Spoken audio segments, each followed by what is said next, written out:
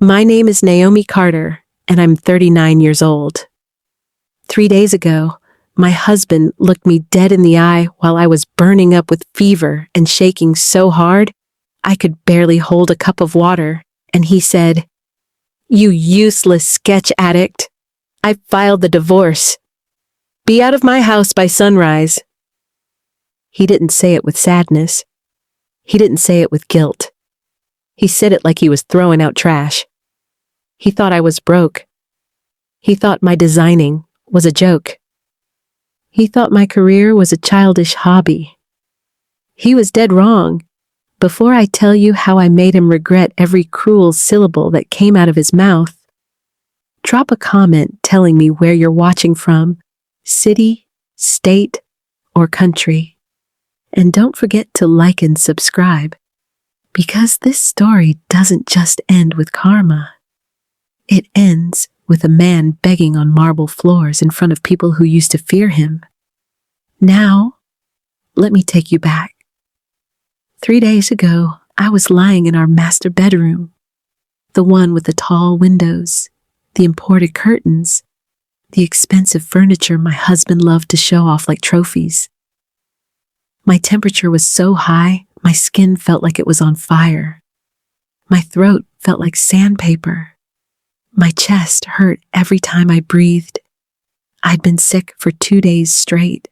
2 days of crawling from bed to bathroom and back, sweating through sheets, waking up dizzy, hearing my heartbeat in my ears. That morning, I'd asked my husband, Evan Brooks, to pick up fever reducers and antibiotics on his way home. Simple request, right? Go to the pharmacy. Buy medicine for your sick wife. But midnight came, and the house stayed silent. The only sound was the clock downstairs. Tick, tick, tick. Like it was counting down the last moments of my patience. I tried to reach for water on my nightstand. My hand trembled. The glass slipped and shattered on the floor.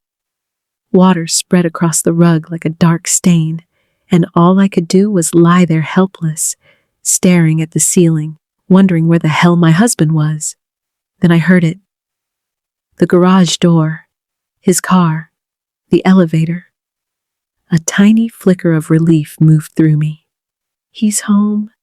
He must have the medicine. I tried to sit up, bracing myself against the headboard. I waited for his footsteps to hurry into the room. Instead, the front door slammed, not gently, slammed. Then came footsteps, heavy, angry, slow. Not the steps of a man worried about his wife.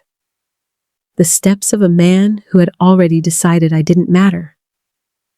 And when the bedroom door opened, I realized I was about to meet the version of my husband I didn't recognize anymore. Evan stood in the doorway in his tailored suit, his hair perfectly styled, his face handsome as ever. But his eyes were cold, venomous, and in his hands, no pharmacy bag, no medicine, just a thick legal envelope. "Evan," I whispered. My voice was so weak it didn't even sound like me. "Where's my medicine? I can't breathe right." He laughed. Not awkward laughter, cruel laughter. "Medicine," he said, like the word offended him. "Naomi, I brought something better than medicine." He walked over and dropped the envelope onto the bed. It hit my legs like a brick. My brain was foggy from the fever. What is that?" "Open it," he said, "if you want the truth." My hands shook so badly I could barely break the seal, but I forced myself. I pulled out the papers. At the top, in bold letters, petition for dissolution of marriage, divorce. Everything stopped. My breath, my heart, time itself. I looked up at him, searching his face for a crack, a hint that he was joking or scared or sorry. But all I saw was satisfaction, pure satisfaction. "Why are you surprised?" Evan scoffed. He sat on the edge of the bed, but far away from me like my illness disgusted him. "Do you think I want to spend my life taking care of a woman who plays with sketches all day. I blinked slowly, confused. Sketches? He pointed toward the small studio room next to our bedroom. The space I'd begged for. My drafting table, my models, my folders. Those little designs, he said with disgust. Your fake architect dreams. You sit there drawing like a teenager while I build a real empire. My head pounded. Honey, I tried, voice cracking. I'm sick. I know, he said coldly. And I'm tired of it. Tired of your weakness. Tired of your coughing. Tired of you dragging me down. Then he stood and started pacing the room like he was delivering a speech. This house? He said, waving his hand around. Mine. The cars? He smirked. Mine. The accounts? He tapped his pocket like he carried the world in there. Mine. Everything's in my name, he said proudly. You brought nothing into my life, and you'll leave with nothing. I stared at him through the fever haze, and behind my stare, something started to wake up. Then he said the words that shattered the last piece of my heart. When this is over, he said, almost glowing with excitement, I'm marrying Sienna. My stomach turned. Sienna? I whispered. My executive assistant, he said like it was a prize. She understands ambition. She's not some fragile dreamer. There it was. The late nights, the perfume, the sudden cruelty. It all clicked. He leaned down close enough that I could smell his expensive cologne. Be out by sunrise, he said. Take your clothes and your little papers, nothing else. Then he turned toward the door. And Naomi, he added without looking back, I'm sleeping at Sienna's tonight. I don't want to hear your coughing. The door slammed. The front door slammed. His car started, and the sound of it fading away felt like someone turning off my life. I was alone, sick, divorced, and evicted, all in one night, and I didn't know it yet. But Evan had just signed his own destruction. I cried, not pretty crying, the kind where your whole body shakes and you can't even breathe right. I cried for the man I married, the man who used to carry me to bed when I fell asleep on the couch. I cried for the years I spent helping him build his career. I cried because I was sick, and the one person who should have protected me treated me like a dog. I cried for 10 minutes. Then something happened. It wasn't magic. It was worse. It was cold. The crying stopped like someone flipped a switch. I wiped my face, and my eyes felt different, sharper, like the fever had burned away my softness. I reached beneath my mattress, not the usual spot, but a hidden compartment I'd installed years ago when Evan's world started getting risky. My fingers touched metal. I pulled out a phone. Not my everyday phone. A secure phone. Encrypted. The phone Evan never knew existed. I unlocked it with my fingerprint. No social apps. No photos. Just business tools. One contact at the top. Director Arjun Patel. I pressed call. It connected on the first ring. Ms. Carter, a calm voice said instantly. It's late. Are you okay? I was told you weren't feeling well. I swallowed. Director Patel, I said, voice raspy and cold. Contingency plan activated. There was a pause, not confusion, respect. Understood, he said. What happened? My husband, I said, forcing each word. Filed divorce, evicted me while I'm sick, told me I'm nothing. Silence. Then a low, controlled response. I see. I need medical transfer, I continued. Private, no sirens, no attention, bring the team. Consider it done, he said immediately. The VVIP unit will be there in 30 minutes. I'm coming personally. I stared at the divorce papers in my lap. Then I balled them up in my fist. "I'll hold," I said. "The blueprint is finally ready." I ended the call. My body was still weak. But my mind was on fire. Because Evan didn't know the truth. He didn't know the woman he mocked for drawing little sketches was the unseen designer behind half the luxury buildings he bragged about living near. He didn't know my fake architect dreams had quietly become Carter Studio International, a design powerhouse so discreet that billionaires begged for access. And Evan was about to learn what it means when the woman you underestimated becomes the woman who owns your oxygen. 25 minutes later, my secure phone vibrated. Arrived. Door unlocked. Entering. Of course, the door was unlocked. Evan never locked it. Evan believed I couldn't do anything. I forced myself upright, wobbling, grabbing my long coat from the chair. I wouldn't leave looking broken. The bedroom door opened quietly. 2 medics in dark, discreet uniforms entered. Then Director Patel stepped in. Late 40s, calm face, sharp suit, eyes that didn't miss anything. He took one look at me, and his expression tightened. "Miss Carter." "I'm ready," I whispered. They unfolded a portable stretcher and helped me lie down gently. A medic started an IV. Cool relief spread through my veins like mercy. As they carried me out, I saw the hallway walls, the art, the decor, things I had chosen. Evan loved to claim the house was his, but every detail was mine, even the silence.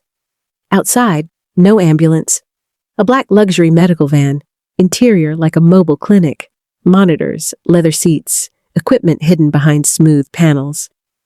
Director Patel sat beside me. "Do you want to proceed?" he asked quietly. I stared out the window at the nightlights. "Yes," I whispered. "But not tonight." He nodded. "You want him to feel safe first." 3 days, I said. "Let him celebrate. Let him remodel his fantasy. Let him post smiles with his assistant." Director Patel's mouth tightened, like he respected the cruelty. "As you wish," he said. 3 days, final free rental period. My eyes closed, and somewhere across the city, Evan was about to toast to a victory that didn't belong to him. In Sienna's luxury loft, Evan laughed as he poured champagne. "To new beginnings," Sienna purred, wrapping her arms around him like she owned him. Evan kissed her forehead. "By sunrise, she'll be gone," he said smugly. "Naomi's too weak to fight. She's nothing." Sienna smiled, satisfied. "And the house?" Evan grinned. "Mine." He had no idea that the house loan he bragged about no longer belonged to the bank. No idea that the majority shareholder position he fought for at his company was already in someone else's hands. No idea that the woman he called a useless dreamer was the investor behind his breath. They clinked glasses. Evan turned his phone on silent. He didn't want to be disturbed by his sick wife. He wanted a clean break. Meanwhile, in a private clinic suite so luxurious it felt like royalty, doctors monitored my vitals as Director Patel handed me a tablet. On screen, Evan's accounts, Evan's company shares, Evan's loan documents, all organized, all controlled. I exhaled slowly, because 5 years ago, when Evan told me, "Stop working, stay home, support me," I listened, out loud. Quiet wife. Inside, I built a machine. I designed luxury towers under anonymous names. I created a design licensing system that paid me every time a developer used my models. Then I built a holding company, then another, then a private investment arm. And when Evan bought this house with a massive loan, I let him, because I knew something he didn't. Men like Evan don't appreciate what they didn't earn. So I let him believe it was his, until he crossed the one line he should have feared. He humiliated me while I was sick, and that triggered the clause he never read. The clause that would turn his pride into ash. Director Patel sat beside my bed and slid a folder onto the table. "Miss Carter," he said softly, "the bank loan was sold 9 months ago." "I know," I whispered. He nodded. "Your holding firm owns it. Your name never appears." I smiled, faint but sharp. "And Evan's company?" I asked. Director Patel opened his tablet. "Acquisition completed in phases. We now control 58% through affiliates." I let that sink in. Then I said, "Initiate step 2. He raised an eyebrow. "The clause?" "Yes," I said. "Activate the integrity clause." Director Patel's voice lowered. "Evan will claim breach is impossible." "He doesn't read what he signs," I replied. "He just signs." Director Patel nodded slowly. Then he read the line out loud, like poetry. "Borrower must maintain family integrity and avoid dishonorable conduct that damages reputation of associated parties." I stared at the ceiling. Evan's dishonorable conduct was recorded. Not by accident, by design. Because a year ago, when his nights started getting late and his cologne started changing, I installed security cameras, not for jealousy, for truth. And now truth was going to bankrupt him. The next morning, Evan walked into his house with Sienna on his arm like he'd conquered a kingdom. He expected chaos, a sick wife's mess, tears, drama. But the house was spotless. No shattered glass, no stained sheets, no sign of me. Sienna laughed. "She cleaned before she left? Pathetic." Evan smiled, but unease crept into him. Then Sienna started planning. "Tonight, we celebrate. Invite the board, invite friends. Catering. Luxury only." Evan nodded. "Anything for you?" He ordered premium catering. $2,500 order, 50% deposit. He pulled out his card. Declined. He tried again. Declined. A third time. Denied. Evan's jaw tightened. He forced a smile. "Bank network issue," he lied. He used another card. Rejected. He used debit. Rejected. Sienna shouted from the bathroom, "Why is it taking so long?" Evan's forehead started sweating. He used an emergency account he never touched. The payment went through. He exhaled like he survived a gunshot. Sienna came out smiling again. But the moment she left for the salon, Evan's smile died. Because deep down he knew. Banks don't network issue 3 cards in a row. Something was happening. Something bigger than him. And for the first time in years, Evan Brooks felt afraid. That afternoon, the doorbell rang. A courier handed Evan a certified envelope from Blackstone and Associates. Evan smirked. "Divorce paperwork." He opened it, his face drained. "Demand notice, breach of contract, Carter Holdings, principal due. Immediately $6.2 million, 72 hours, failure to pay, forced execution of property, and repossession of vehicles." Evan's hand shook. The glass he was holding slipped and shattered on the marble floor. He stared at the words like they were written in another language. "Carter Holdings." He whispered it again. "Carter." His stomach dropped. Because my last name, the name he mocked, the name he never cared about, was now stamped on the document about to erase him. Evan tried calling his lawyer. Voicemail. He tried calling the bank. "Please contact the loan owner." He tried calling the number on the letter. A calm voice answered, "Blackstone and Associates." Evan swallowed. "This is Evan Brooks. I received a demand letter. This has to be a mistake. The voice on the line was ice. No mistake, Mr. Brooks. You violated the integrity clause. What integrity clause? Evan snapped. The lawyer didn't raise his voice. The clause that forbids dishonorable conduct that damages associated reputations. Evan laughed nervously. That's nonsense. Your eviction and abandonment of your ill spouse, the lawyer said calmly, constitutes breach. Evan froze. How would you even know that? He whispered. The lawyer's pause was chilling. We have documentation, video, audio, witness statements. Evan couldn't breathe. Then the lawyer said, You have 71 hours remaining. Good day, Mr. Brooks. Click. Evan stared at the phone like it bit him. And across the city, in my clinic suite, I opened my eyes and smiled. Because now the clock wasn't ticking for me. It was ticking for him.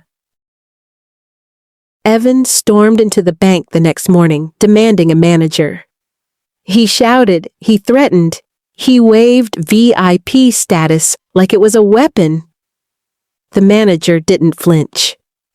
Your accounts are restricted due to action by the loan owner, the manager said. Evan's voice cracked. Who owns it? The manager checked the screen. Carter Holdings. Evan's face went gray. He stumbled out. His phone rang. Sienna. He answered, snapping, What? Sienna's voice was sharp. My card got rejected at the salon? Are you broke? Don't embarrass me. Evan hissed, Not now. What do you mean, not now? She screamed. You promised me a life. He hung up, and that's when Sienna started calculating, not love, not loyalty, survival. Because women like Sienna don't stay for downfall. They stay for victory. And Evan? Evan was collapsing. He drove to my parents' house, convinced I'd be there. But my father met him at the door with eyes like fire. You threw out my daughter while she was sick? My father said. Evan tried to speak. My father slammed the door. Evan sat in his car shaking. Then he drove back home to find Sienna packing. What are you doing? He shouted. Sienna turned slowly. I'm not going down with you. It's temporary, Evan begged. Sienna's eyes were cold. Poor is permanent. She zipped the suitcase, and Evan realized the woman he cheated with wasn't his queen. She was his executioner, too. Morning. The doorbell rang. Evan froze. Don't answer, he whispered. It rang again. Then hard knocks. Mr. Brooks, a voice called. Execution team, open the door. Evan's heart stopped. He ran to the back door. 2 security guards stood there already. Remain inside, sir, one said. Evan was trapped. The locksmith opened the front door. Officials entered with stickers. Carter Holdings? Seized property. Evan fell to his knees. Please, give me time. The lawyer's voice was calm. You had time. 72 hours, Evan begged. Just one more day. The lawyer shook his head. You have 15 minutes. Take what you're wearing. Leave. Evan turned toward Sienna for help, but she came down the stairs with suitcases. She didn't even look at him. You're leaving me? Evan croaked. Sienna's lips curled. I thought you were a king, she said. You're a clown. She walked out, cab waiting, gone. Evan was dragged outside in socks, shaking in humiliation while a tow truck hooked his car. He watched the house doors get sealed. He watched strangers film him. And then he did the only thing left. He called me. His call came through. I was in a glass boardroom now, not a clinic bed, healthy, steady, powerful. Director Patel stood beside me. The board sat waiting. On the screen behind me, Dubai Expansion, Carter Studio International. I pressed speaker.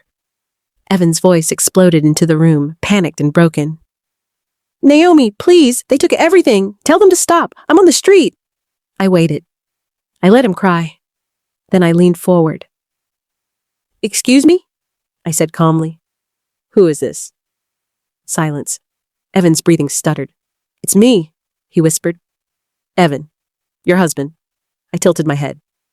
My ex-husband, I corrected gently. He gasped. Naomi, are you okay? You sound... I'm busy, I said casually. We're discussing expansion. Evan's voice rose, desperate. Stop playing! This is your doing! Who is Carter Holdings? Who is Director Patel? Is he your... I smiled. Director Patel stepped closer, voice professional. Mr. Brooks, you are speaking in the presence of the chairwoman. Evan stammered. Chairwoman? I took the phone back. You mocked my sketches, I said softly. You called me useless.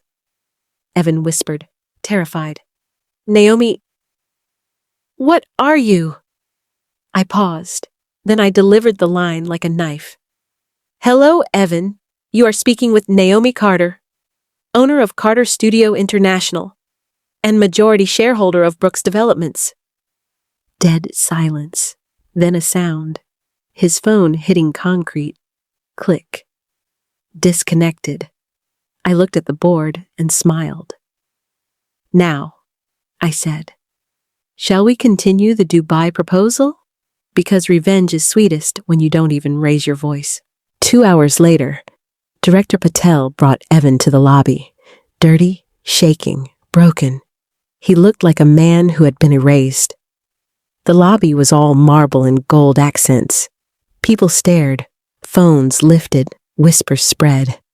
A private elevator chimed. Everything stopped. The doors opened. I stepped out. Tailored suit, calm face, perfect posture. Evan's mouth opened and closed like he couldn't breathe. I walked toward him slowly, stopped 3 feet away, looked him up and down.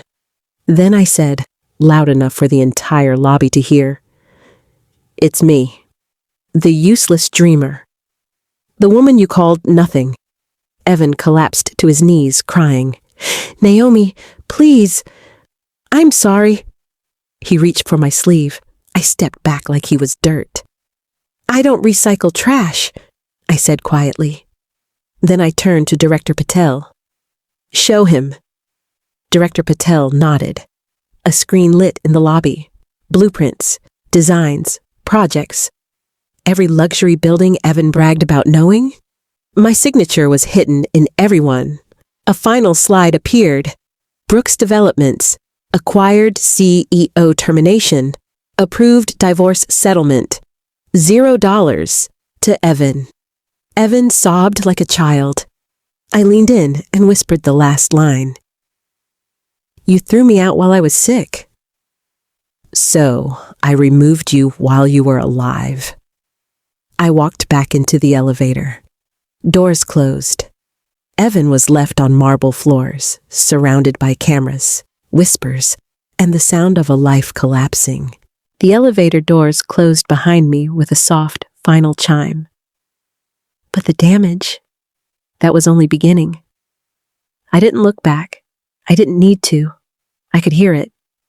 The sound of a man's life collapsing in real time. Evan's sobs echoed through the lobby, raw and animalistic, the kind of crying that comes when the last illusion is ripped away. Security guards hesitated, unsure whether to touch him. Executives stood frozen, their polished confidence cracking as they watched the former CEO of Brooks Developments reduced to a shaking figure on cold marble. Phones were everywhere now, raised, recording, zooming. Whispers turned into murmurs, murmurs into gasps. Is that Evan Brooks? Did she just say she owns everything? Wasn't he fired this morning? My God, look at him. Director Patel didn't rush. She let it breathe. That silence was deliberate, because humiliation needs space to grow. She stepped forward calmly, her heels clicking with precision, and addressed the crowd in a composed, professional tone. that somehow made the moment even more brutal. "Ladies and gentlemen," she said, "this lobby is private property. Brooks Developments is no longer an independent entity. It is now a subsidiary of Carter Holdings." Her eyes flicked down briefly to Evan. "Please refrain from interfering with ongoing corporate and legal proceedings." That's when Evan realized something horrifying. This wasn't emotional. This wasn't revenge driven by rage. This was procedure. 2 security guards finally moved in, not to help him, but to contain him. They lifted him gently but firmly, like handling something unstable. Evan resisted weakly. "Naomi, please. I didn't know. I swear I didn't know."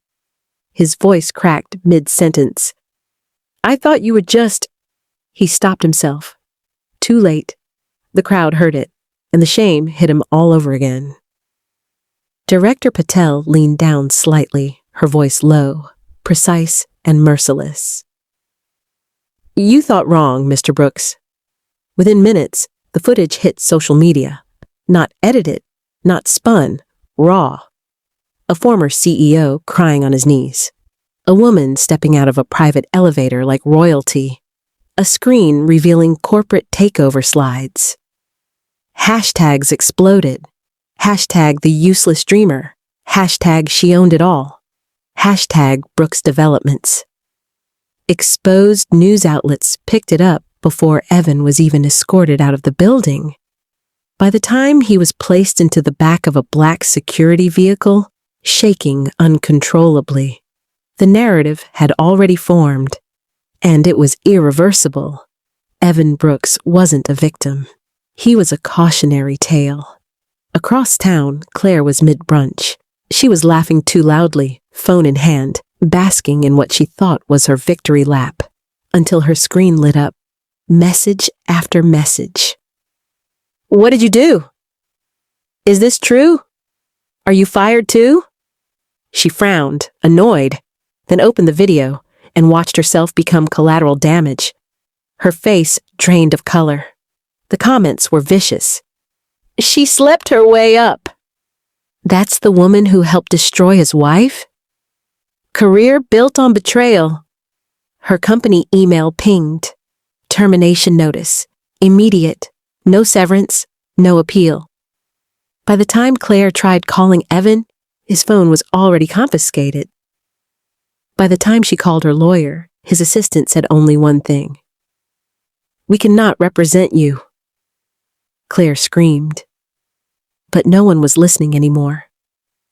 Evan spent the night in a private holding room, not jail, something worse. A glass-walled conference space inside the building he once ruled. Every few minutes, another person came in. Legal counsel, HR compliance, forensics. Each one peeled away another layer of his life. Bank accounts, frozen, properties, seized, vehicles, repossessed. Then came the documents, affidavits, recordings, emails, hidden cameras, his voice, his insults, his laughter, all preserved, all time-stamped, all legal. Evan stopped crying somewhere around 3 a.m. After that, he just stared at nothing. At sunrise, Director Patel entered once more. This time, she wasn't alone. 2 attorneys followed, and me. I didn't sit.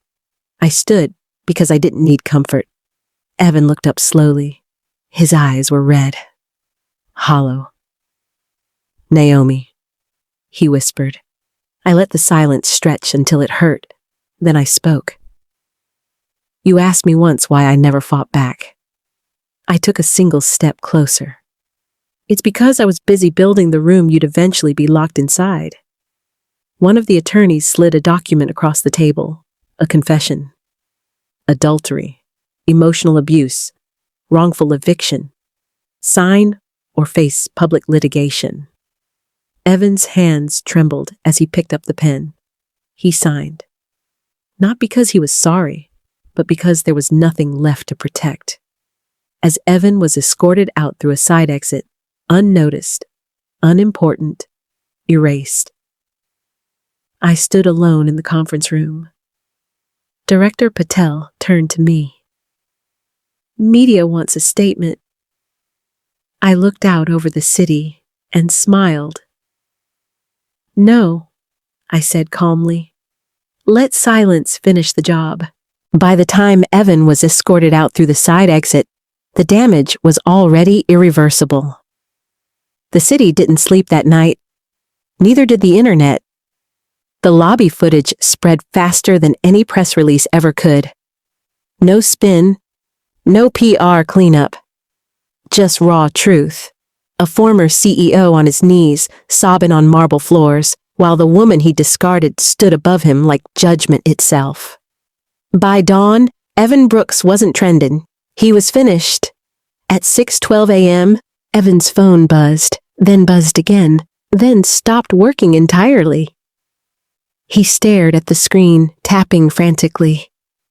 No service! It wasn't the signal. It was the shutdown. Every account tied to his name had been frozen within hours of the acquisition going public.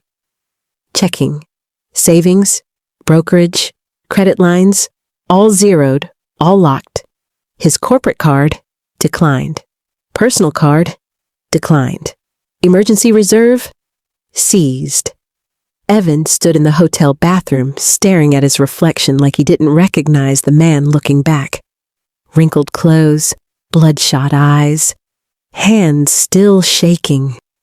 He tried logging into his email. Access revoked. His company laptop, remote wiped. His identity, the one he'd wrapped his entire ego around, vanished overnight. Evan did what desperate people always do. He called his friends, the men he golfed with, the ones he drank with, the ones who laughed at his jokes about dreamers and wasted potential. Voicemail, one picked up. Evan, listen man, I can't talk right now. Please, Evan said, voice cracking. Just tell me what's happening. A pause, then the truth. Everyone saw the video, the board, the takeover. Naomi, no one wants to be associated with this. You crossed the wrong person. The line went dead. Another call, blocked another, straight to voicemail. By noon, his contact list might as well have been empty. Power isolates. But downfall erases. Across the city, Claire was packing. Fast, sloppy, desperate. She'd watched the same footage as everyone else, except this time, she wasn't watching from a position of safety. Her inbox was full of rejection emails.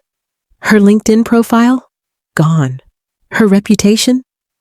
Poisoned. Every firm she applied to responded with the same polite, devastating sentence. We've decided to move in a different direction. Translation? We don't touch scandals. Claire called Evan exactly once. Fix this, she snapped. You said you were untouchable. Evan laughed. A hollow, broken sound. There is no fixing it. That's when Claire realized the truth. She hadn't climbed into a better life. She'd hitched herself to a sinking one. By sunset, she was gone. No goodbye, no apology.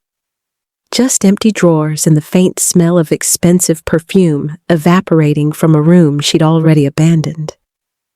Evan didn't even know where to go. The penthouse was sealed. The hotel room was charged to a card that no longer existed. At the front desk, the clerk avoided his eyes. I'm sorry, sir. Your payment didn't go through. I'll fix it, Evan said quickly. Just give me an hour. The clerk shook his head. We need the room now.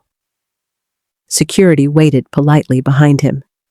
That's how Evan Brooks, former CEO, walked out of a luxury hotel carrying a single garment bag and a phone with no service. On the sidewalk, traffic passed like nothing had happened. Life didn't stop for fallen men. By day 2, the narrative was complete. Articles didn't call him ambitious anymore. They called him abusive. They quoted his own words. Useless dreamer, Nothing. Be gone by sunrise. Every insult he'd thrown casually at me was now immortalized online. Screenshots, clips, commentary. Meanwhile, interviews about me began appearing. Not sensational, strategic, business-focused, controlled. I didn't mention Evan. I didn't have to. The contrast did the work for me. Evan tried applying for work, anywhere. Consultant firms, startups, even mid-level roles. Silence. One recruiter finally responded. Off the record, she said, your name is flagged. No one will touch you for years. Years. Evan sat on a bench outside a coffee shop, suit wrinkled, tie loosened, watching people go to work. He had nowhere to be, no purpose, no leverage. The thing he'd mocked me for building? It had outlived him. On the third night, Evan received a physical envelope. No email, no text, just paper. Inside, one page, a formal notice, all remaining personal assets liquidated, no outstanding claims, no appeal. At the bottom, one sentence. Please do not attempt to contact Chairperson Carter again. Evan folded the paper slowly. His hands stopped shaking, because there was nothing left to lose. That's when it hit him. Not the loss of money, not the loss of power, the loss of relevance. He wasn't hated. He wasn't feared. He was ignored. And for men like Evan Brooks, that was worse than death. That night, Evan slept on a bench beneath a billboard he didn't recognize. He didn't know it yet, but the next time he saw my face, it would be 50 feet tall and glowing. 3 years passed. Not quickly, not kindly. For Evan Brooks, time didn't heal anything. It eroded. The man who once strode through glass towers wearing tailored suits now woke up every morning with stiff joints and empty pockets. He slept wherever he could, sometimes on a borrowed couch, sometimes in shelters, sometimes on benches when there was nowhere else. His phone was long gone, sold for food. His suits, pawned, one by one, until all that remained were faded shirts, worn shoes, and hands roughened by work no one noticed. He took whatever jobs he could get, loading trucks, cleaning construction sites, night shifts no one wanted. No one recognized him anymore, and that was the cruelest part. Brooks Developments no longer existed. The name was absorbed, dissolved, rebranded. But Carter Global Design Group? That name was everywhere. Luxury magazines, architectural journals, billboards in airports. My designs reshaped skylines. My interviews aired in multiple languages. They called me visionary, self-made, a quiet genius.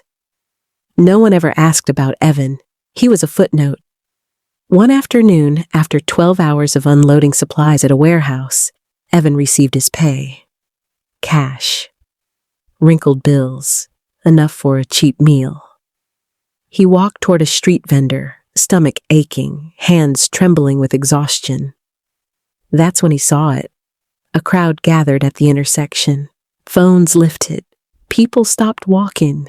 Above them, a massive LED billboard flickered to life. And there I was, 50 feet tall, calm, composed, unbreakable. The banner beneath my image read, Chairperson Naomi Carter, Global Design Icon. The video played soundlessly at first. Then the audio came through, a reporter's voice. Chairperson Carter, millions admire your work. What do you believe is the key to success? I smiled, the same calm smile Evan remembered, but never understood. There's no secret, I said. I simply never let anyone convince me I was small. The crowd murmured. Evan's hands began to shake. I continued. Some people confuse silence for weakness. Some mistake kindness for insignificance. The camera zoomed in slightly. And some people throw away diamonds because they only know how to measure worth in noise. The video ended. The crowd applauded. Evan didn't. He couldn't. The food container slipped from his hands and spilled onto the pavement. Rice scattered across concrete, inedible, gone, just like everything else.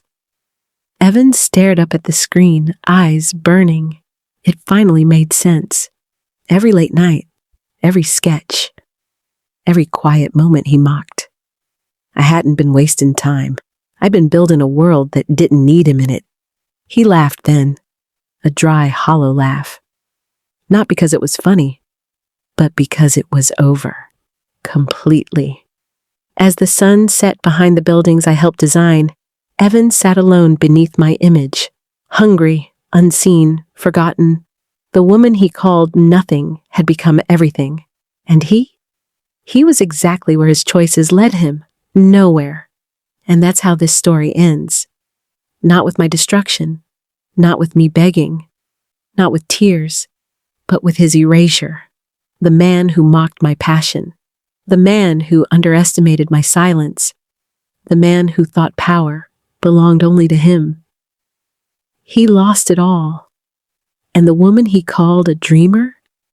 She built an empire while he slept. Let this be a reminder. Never underestimate someone who creates quietly. Never belittle someone's passion. And never assume the person beside you isn't building a future without you.